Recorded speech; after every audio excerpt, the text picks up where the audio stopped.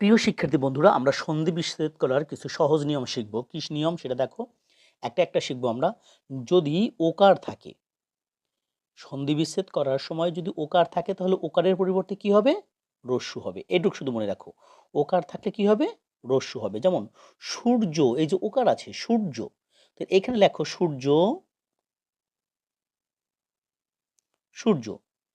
এখন কি হবে?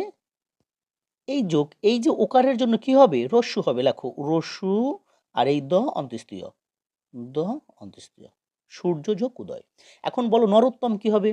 যে স্যার, নর যোগ উত্তম, রস্যু তয়তত্তম উত্তম।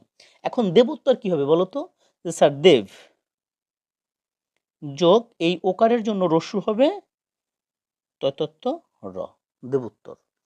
এখন প্রশ্ন উত্তর কি হবে তাহলে বলো তো? প্রশ্ন উত্তর, যে স্যার প্রশ্ন যোগ উত্তর, প্রশ্নোত্তর।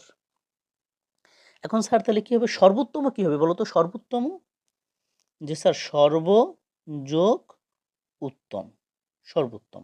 এখন নীলোৎপল কি হবে বলো তো? তোমরা নিজেরা করো তো। নীলোৎপল, যে স্যার নীল যোগ এই ওকারের জন্য রস্যু হবে নীল যোগ উৎপল, উৎপল, নীলোৎপল। আমি বিশ্বাস করি তোমরা বুঝতে পেরেছো। ধন্যবাদ।